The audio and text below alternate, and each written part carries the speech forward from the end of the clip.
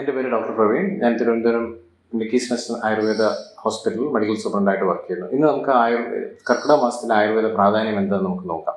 അതായത് കർക്കിടക മാസം, അത് പൊതുവിൽ ആയുർവേദം അനുസരിച്ച് മലയാള മാസമായ കർക്കിടകം നമ്മുടെ മനുഷ്യ ശരീരത്തിൽ അതിൻ്റെ ദുർബലമായ തലത്തിൽ രോഗത്തിൻ്റെയും അണുബാധയുടെയും കൂടി വരാനുള്ള കാലമായിട്ടാണ് കണക്കാക്കപ്പെടുന്നത്. എന്തെന്നാൽ ചൂട് കാലത്തും മഴയുടെ തുടക്കത്തിലും, അതായത് ചൂടിൽ നിന്ന് തണുപ്പിലേക്ക് പെട്ടെന്നുള്ള കാലാവസ്ഥ ചേഞ്ചസ് നമ്മുടെ മനുഷ്യ ശരീരത്തിലെ ഡൈജസ്റ്റീവ് സിസ്റ്റം, അതായത് ദഹനശക്തിയെ കുറയ്ക്കുകയും തുടർന്ന് ശരീരത്തിലെ ദോഷങ്ങൾക്ക് കോപം സംഭവിക്കുകയും തുടർന്ന് രോഗങ്ങൾ ഉണ്ടാവുകയും ചെയ്യുന്നു. അത് രോഗപ്രതിരോധ ശക്തി കുറയുകയും രോഗങ്ങൾ ഉണ്ടാവുകയും ചെയ്യുന്നു. ആയതിനാൽ ഈ സമയത്ത് ആയുർവേദ ചികിത്സ, പഞ്ചകർമ്മ ചികിത്സ ചെയ്യുന്നതുകൊണ്ട് ശരീരത്തിൻ്റെ പ്രതിരോധ ശക്തി വർദ്ധിപ്പിക്കുകയും ഈ ദുഷിച്ച ദോഷങ്ങൾ പുറത്തു കളയാനും സാധ്യമാകുന്നു.